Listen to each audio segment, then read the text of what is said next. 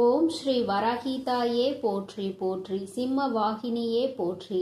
நல்லதே நினைப்போம், நல்லதே நடக்கும். சக்தி வராகியின் பிள்ளைகளுக்கு இந்த வராகி தாயின் ஆசீர்வாதம் என்றுமே முழுமையாக கிடைக்கும். என் அன்பு பிள்ளையே, உன்னை இவ்வளவு காலமாக விட்டு சென்ற உறவானது மீண்டும் உன்னை தேடி வந்து கொண்டிருக்கின்றது. அவர் எதற்காக வருகிறார், ஏன் வருகிறார், உன் மீது உண்மையான அன்பு கொண்டு வருகிறாரா இல்லையா என்று சொல்கிறேன், கவனமாக கேள் என் தங்கமே. என் அன்பு பிள்ளையே, இன்று உன்னுடைய தாயானவள் உன் வாழ்க்கையை மீட்டெடுத்து உன் கைகளில் கொடுக்க வந்திருக்கின்றேன். என் தங்கமே, உன்னுடைய வாழ்க்கையானது உன்னை விட்டு பிரிந்து சென்று வெகு நாட்கள் ஆகிவிட்டது. என் பிள்ளை, நீயோ கண்ணீரில் அங்கு தத்தளித்து கொண்டிருக்கின்றாய். நம் வாழ்க்கை கடைசி வரையிலும் இவர்களோடுதான் தொடரும் என்று நினைத்தது இப்படி பாதியிலேயே நின்றுவிட்டது. இனிமேல் நமக்கென்று என்ன நம்பிக்கை இருக்கிறது என்று என் குழந்தை நீ சிந்தித்து கொண்டிருக்கின்றாய். என் தங்கமே, இப்பொழுது அந்த உறவு தான் சிக்கிய மாய வலையில் இருந்து மீண்டு வர தொடங்கிவிட்டார். என் குழந்தையே, உன் வாழ்க்கையை மீட்டெடுத்து அங்கு உன் கைகளில் நான் ஒப்படைப்பதற்காக இப்பொழுது வந்திருக்கின்றேன். என் குழந்தைக்கு மனதிற்கு சந்தோஷத்தை கொடுக்க வேண்டும் என்றுதான் உன் அம்மா நானும் ஆசைப்பட்டு இப்பொழுது வந்திருக்கின்றேன். நான் சொல்கின்ற விஷயங்களை கேட்டுவிட்ட பிறகு இதை நீ எப்படி எடுத்துக்கொள்ள வேண்டும், என்ன முடிவு எடுக்க வேண்டும் என்று நீயே சிந்தித்து ஒரு முடிவினை எடுக்க வேண்டும். என் தங்கமே, யாரும் எந்த விஷயத்தையும் உனக்கு சொல்லி புரிய வைக்க வேண்டிய அவசியம் கிடையாது. இந்த வாழ்க்கை உனக்கு இத்தனை நாட்களும் கற்றுக் கொடுத்த பாடங்களில் இருந்து எத்தனையோ அனுபவங்களை தெரிந்து கொண்டு விட்டாய். நிச்சயமாக நீ தெரிந்து கொண்ட ஒவ்வொரு விஷயங்களும் உன்னை எந்த அளவிற்கு பக்குவப்படுத்தி இருக்கிறது என்று ஒரு முறை நீ சிந்தித்தால் அம்மா சொல்கின்ற விஷயங்கள் எல்லாமே உனக்கு தெளிவாக புரியும். என் தங்கமே, உன் வாழ்க்கையை பற்றிய பயம் உனக்கு அதிகமாக இருந்து கொண்டிருக்கிறது. ஒருவரை சார்ந்து வாழ்ந்ததனால்தான் இன்று அந்த உறவு உன்னை விட்டு பிரிந்து செல்லும் பொழுது உன்னால் அதனை ஏற்றுக்கொள்ளவும் முடியவில்லை. தனியாக நின்று இந்த வாழ்க்கையை உன்னால் சமாளிக்கவும் முடியவில்லை. பிரச்சனைகள் தொடர்ந்து வந்து கொண்டே இருப்பதால் இந்த வாழ்க்கையில் என் பிள்ளை நீ தவித்து நின்று கொண்டிருக்கின்றாய்.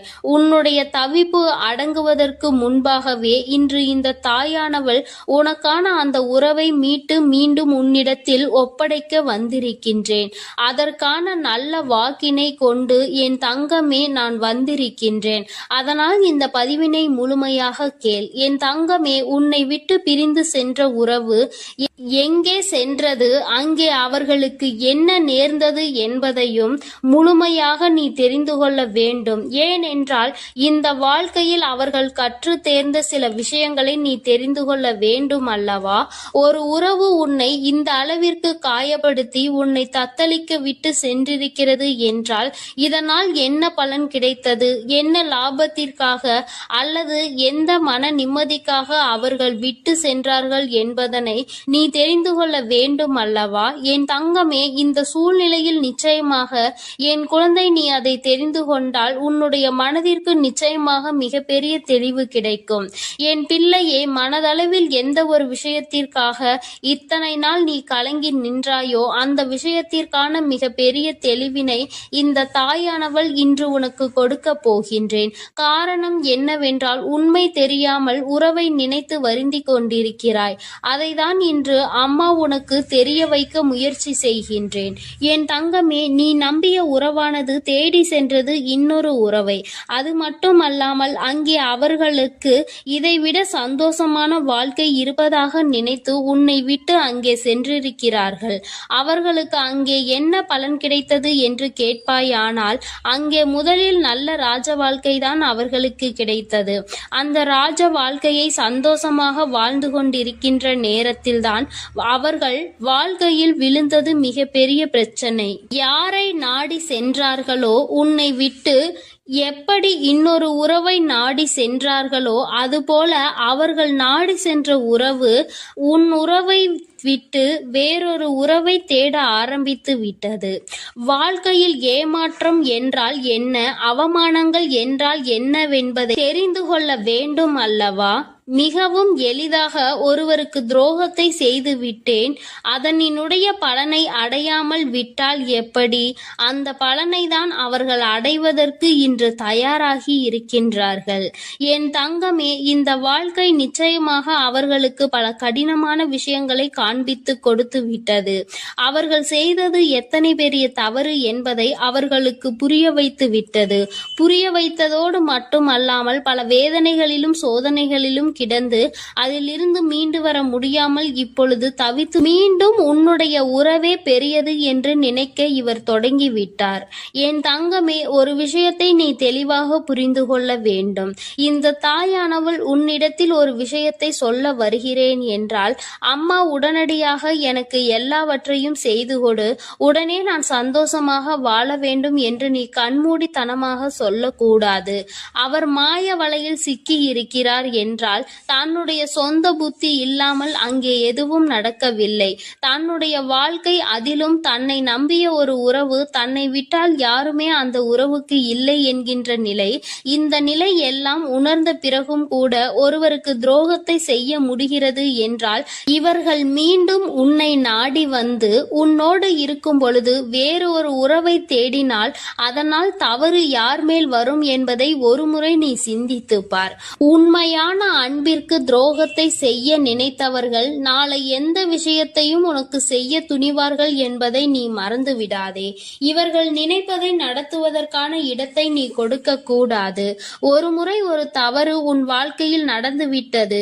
இதிலிருந்து மீண்டு வர முடியாமல் நீ தவித்து நின்று கொண்டிருக்கின்றாய். என் தங்கமே, அப்பேற்பட்ட சூழ்நிலையில் அதே உறவு மீண்டும் ஒன்றை சொன்னால் அதை நம்புவதற்கு நீ முட்டாளாக இருந்து விடாதே. மாய வலையில் இருந்து மீண்டும் பேசுவதற்கு அவர்களுக்கு சுயமாக வேறு காரணங்கள் வரத்தான் செய்யும். ஒருவர் வாழ்க்கையை கெடுத்து இன்னொருவருக்கு சந்தோஷத்தை கொடுக்க நினைக்கின்ற உறவுகள் தன்னுடைய சுயநலத்தை மட்டுமே முன்னெடுத்து வைக்கின்றார்கள். உறவுகள் ஒரு நாளும் வாழ்க்கையில் உனக்கு தேவை கிடையாது என்பதை முதலில் நீ புரிந்து கொள். என் தங்கமே, நீ ஒவ்வொரு நாளும் இதனால் அழுது அழுது எந்த அளவிற்கு என் தங்கமே இந்த தாயானவள் முன் நீ புலம்பிக் கொண்டிருந்தாய் என்பதை ஒரு நிமிடம் சிந்தித்துப் பார். எப்பொழுதுமே உனக்கு நல்லதை மட்டுமே எடுத்துச் சொல்வேன். என் குழந்தையின் வாழ்க்கைக்கு ஏற்ற விஷயமாக இருந்தால் அதை நான் உன்னை விட்டு ஒரு நாளும் விலக்கி வைத்திருக்க மாட்டேன். என் தங்கமே, எல்லாவற்றையும் தாண்டி உன்னை விட பெரிது என்று நினைத்து இன்னொன்றை தேடி சென்ற உறவு மீண்டும் உன்னிடம் திரும்பி வந்தாலும் என்றென்றைக்கும் நீ அதனை நாடி செல்லாதே. உண்மையான உன் மீது அன்பு கொண்ட உறவாக இருந்தால் அந்த உறவு ஒருபொழுதும் இன்னொருவரை தேடிச் செல்லாது. என் தங்கமே, இது பொய்யான உறவு என்பதை நீ புரிந்து கொள்ள வேண்டும். அதனால் என் பிள்ளையே, எதுவானாலும் சிந்தித்து முடிவெடு. மீண்டும் ஒரு ஏமாற்றத்தை ஒருவேளை கொடுத்தால் அதை உன்னால் தாங்கிக் கொள்ள முடியும் என்று நீ நம்பினால் மட்டுமே இந்த வாழ்க்கையை நீ தேர்ந்தெடுக்கலாம். இல்லை, எனக்கு வேண்டாம், என்னால் முடியாது என்று நீ சொல்வாயானால் நிச்சயமாக நீ தப்பித்துக் கொள்ள வேண்டும் என்றுதான் அம்மா சொல்கின்றேன். என் குழந்தையே, வாழ்க்கையில் உண்மையான அன்பினை கொடுக்க எத்தனையோ பேர் இருக்கிறார்கள். பொய்யான அன்பிற்காக உன்னுடைய வாழ்க்கையை நீ தொலைத்துவிடக் கூடாது என்றுதான் அம்மா சொல்கின்றேன். என் குழந்தையின் மனதில் இருக்கின்ற இந்த எண்ணங்களை அம்மா நான் நிச்சயமாக புரிந்து கொண்டதன் பலனாக தான் உன்னிடத்தில் சொல்கிறேன். வேண்டாம் என்று முடிவெடுத்து விட்டால் என்னிடம் வா, அம்மா உனக்கான ஆறுதலை கொடுக்கிறேன். வேண்டும் என்று முடிவெடுத்தால் அந்த வாழ்க்கை உன்னுடைய பொறுப்பு. இனி உன் வாழ்க்கையை நீதான் பார்த்து கொள்ள வேண்டும். அதில் மட்டும் நீ கவனமாக இருந்து விட்டால் போதும். அம்மா உன்னை எப்பொழுதுமே கைவிட மாட்டேன் என்பதை மட்டும் நீ தெளிவாக புரிந்து கொண்டால் போதும். என் அன்பு பிள்ளையே, உன்னை விட்டு சென்ற உறவு மீண்டும் உன்னை தேடி வருகிறது. அதற்கான காரணம் என்னவென்று முழுவதுமாக கேட்டு தெரிந்து கொண்டு அம்மா சொல்லும் முடிவை உடனே எடு. ஏனென்றால் என் அன்பு குழந்தை இப்பொழுது மிகவும் கோபத்தில் இருக்கிறது. தன்னுடைய செயல்கள் பிடிக்காமல் மனமுடைந்து போய் இருக்கிறது. உன்னை விட்டு சென்ற உறவு நிரந்தரமாக இல்லாமல் போகட்டும். இனி எனக்கு அவர்கள் வேண்டாம் என்று அவர்களை வெறுத்து என் அன்பு குழந்தையானது இப்பொழுது மனதை கல்லாக்கி கொண்டு உட்கார்ந்திருக்கிறது. ஆரம்ப கட்டத்தில் அந்த உறவின் மீது உயிராய் இருந்தாய். இப்பொழுது அவர்கள் செய்த சிறு தவறுக்காக அவர்கள் வாழ்க்கையிலே நிரந்தரமாக வேண்டாம். என்னுடைய விஷயங்கள் அனைத்தையும் அவர் தவறாக புரிந்து கொண்டார், தவறாக செயல்பட்டார், என் வாழ்க்கையில் துரோகத்தை விளைத்தார்கள். இனிமேல் அவர்களுக்கு என் வாழ்க்கையில் இடமே இல்லை என்று அந்த நபரை என் அன்பு குழந்தை வெறுத்து விட்டது. ஆனால் அந்த தவறு அவர்கள் செய்தார்கள், நானும் அதை ஒப்புக்கொள்கிறேன். ஆனால் என் அன்பு பிள்ளையே, நீ மனதுருகி அழுதாய் அல்லவா? அதனுடைய கர்மா இப்பொழுது அவர்களை வாட்டி வதைத்து கொண்டிருக்கிறது. அவர்கள் வாழ்க்கையில் நரக வேதனையை அனுபவித்தார்கள். ஏனென்றால் என் அன்பு குழந்தை உண்மையாக இருந்தது, அவர்களையே முழுமையாக நம்பி இருந்தது. ஆனால் அவர்கள் துரோகம் செய்து ஏமாற்றி விட்டார்கள். ஒரு உண்மையான உறவை அலட்சியம் செய்தது உண்மைதான் என் அன்பு குழந்தையே. ஆனால் அவர்கள் பட்ட துன்பம் இருக்கிறதே, அது நரக வேதனை. தினம் தினம் உனக்கு செய்த துரோகத்திற்காக கர்ம வினை அவர்கள் வாழ்க்கை முழுவதுமே நடந்து கொண்டிருக்கிறது. சில காலத்திலே நல்லது எது, கெட்டது எது, நல்ல உறவு எது, பொய்யான உறவு எது என்று உன் உறவானது புரிந்து கொண்டது. உன் தாயானவள் அதை தெரியப்படுத்திவிட்டேன். ஆனால் சில நேரங்களில் என் அன்பு குழந்தையே, உறவை இழந்து விட்டோம், நம் வாழ்க்கையில் மறுமுறை அந்த உறவு கிடைக்காதா என்று சில நேரங்களில் நீ சிந்திக்கிறாய். ஆனால் சில நேரங்களில் எனக்கு துரோகம் செய்த உறவு மறுமுறை எனக்கு எப்படி துரோகம் செய்யாமல் இருக்கும், அதனுடைய குணத்தை எப்படி மாற்ற முடியும், அதனுடைய செயல்களையும் எண்ணத்தையும் எப்படி மாற்ற முடியும் என்று சந்தேகமும் ஏற்படுகிறது. அதனால் அவர்கள் நிரந்தரமாக நம் வாழ்க்கையில் வேண்டாம் என்று என்னுடைய தங்க பிள்ளையானது முடிவெடுத்திருக்கிறது. ஆனால் இந்த முடிவை நீ கொஞ்சம் மாற்றிக்கொள்ள வேண்டும். ஏனென்றால் தவறு செய்தவர்கள் நம்மை தேடி மன்னிப்பு கேட்க வரும்பொழுது அவர்களை மன்னிக்கலாம், தவறல்ல. என்ன ஒன்று என் அன்பு பிள்ளையே, மன்னிப்பு கேட்டார் போல கேட்டு உன் வாழ்க்கையில் சில கஷ்டத்தையும் கண்ணீரையும் ஏற்படுத்துவதற்கு சில நபர்கள் இருக்கிறார்கள். ஆனால் உன் உறவானது மறுமுறை தவறு செய்யாத அளவிற்கு தக்க பாடத்தை உன் அன்னை கொடுத்திருக்கிறேன். அதனால்தான் ஒரு முறை செய்த தவறுக்காக அவர்கள் அனைத்தையும் திருத்திக் கொண்டு உன் காலடியில் விழுந்து மன்னிப்பு கேட்க உன்னை தேடி அந்த நபரானவர் வரப்போகிறார். இப்பொழுது நீ சரியான முடிவு எடுக்க வேண்டும். அதனால்தான் உன் அன்னை அவர் வருவதற்கு முன்னே உன்னிடம் இதை பற்றி தெரிவிக்க வந்திருக்கிறேன். இப்போது நீ உன் முடிவுகளை எடுக்க வேண்டும். ஒரு முறை அந்த நபரை மன்னித்துவிடு. ஏனென்றால் தவறு செய்வது மனிதனுடைய இயல்புதான். ஆனால் தாயும் பிள்ளையாய் இருந்துவிட்டு வைராகியம் என்பதை நீ உன் மனதில் வைத்து கொண்டிருந்தால் அங்கு வெறுப்பு அதிகமாக உன் வாழ்க்கையில் வந்துவிடும். இவர் நல்லவரா கெட்டவரா என்று தெரியவில்லை, எவரை பார்த்தாலும் கோபப்படுகிறாய். அந்த கோபத்தால் நல்ல விஷயங்களை கூட சில நேரங்களில் இழந்து விடுகிறாய். என் அன்பு பிள்ளையே, புரிந்து கொள். ஒரு சில நபர் உனக்கு துரோகம் செய்கிறார்கள், ஏமாற்றுகிறார்கள் என்றால் அனைத்து நபருமே ஏமாற்றக்கூடிய நபர் கிடையாது என்பதை நீ புரிந்து கொள்ள வேண்டும், தெரிந்து கொள்ள வேண்டும். உன் மனம் உடைந்தது உண்மைதான். துரோகம் செய்த நபரால் நீ ஏமாற்றப்பட்டது உண்மைதான். ஆனால் அதற்கெல்லாம் பதிலடி கொடுத்துதான் உன் காலடியில் நான் அவர்களை விழ வைப்பேன் என்று நீ கண்ணீர் வடிக்கும் பொழுது உனக்கு உறுதியளித்திருந்தேன். மறுமுறை நீ என்னை சந்தேகப்படுகிறாய்.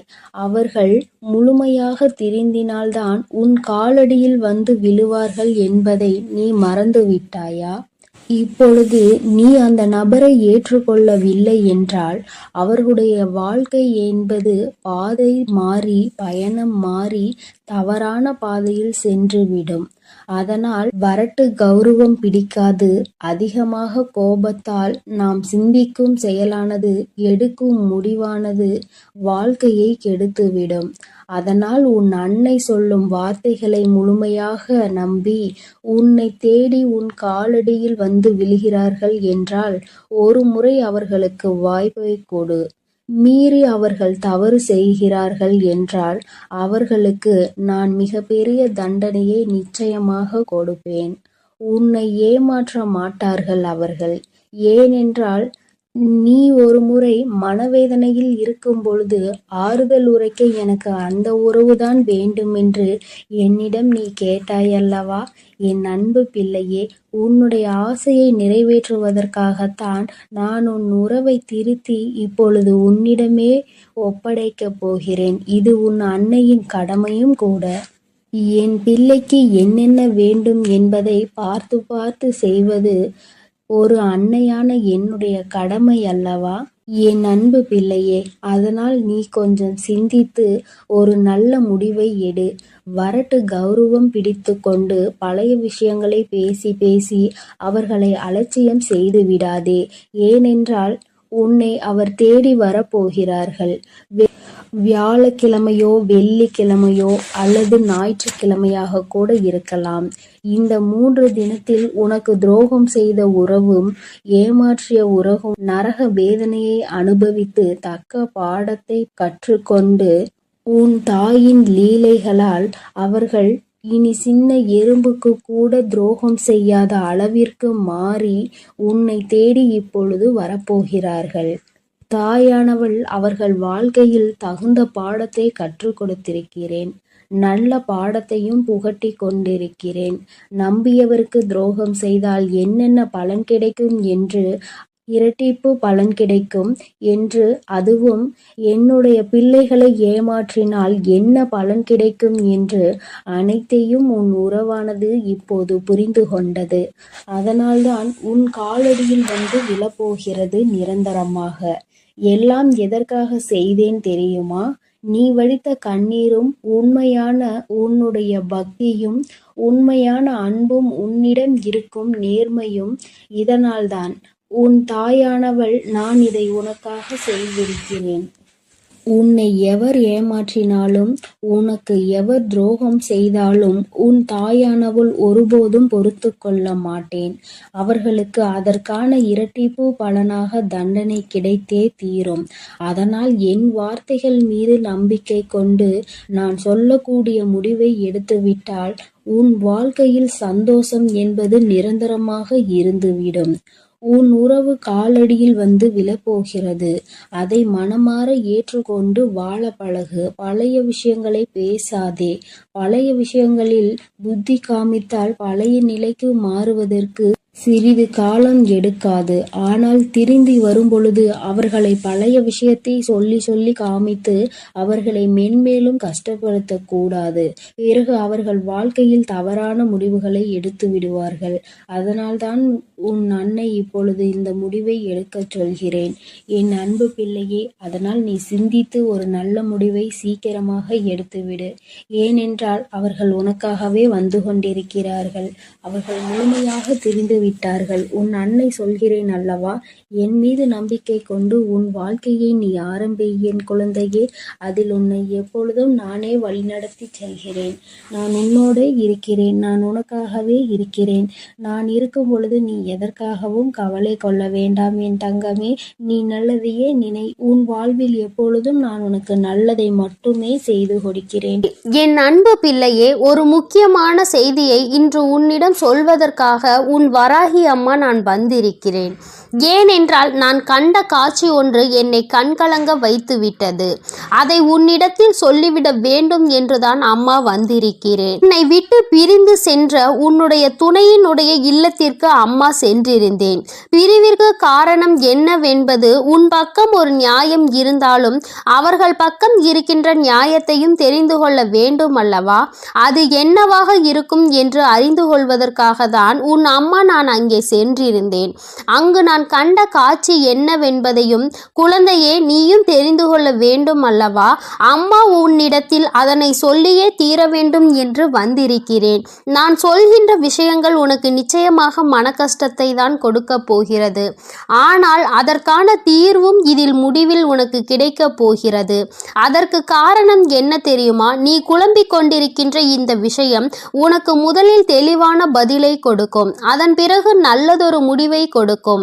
என் குழந்தையே, வாழ்க்கை துணை என்று அம்மா சொல்வது உனக்கு திருமணம் முடிந்த வாழ்க்கை துணையாகவோ அல்லது இப்பொழுது உன்னோடு பழகி கொண்டிருக்கிற உன்னுடைய எதிர்காலத்தில் உனக்கு துணையாக வரப்போகின்றவர் என்று நினைத்து கொண்டிருப்பவர் யாரோ ஒருவர்.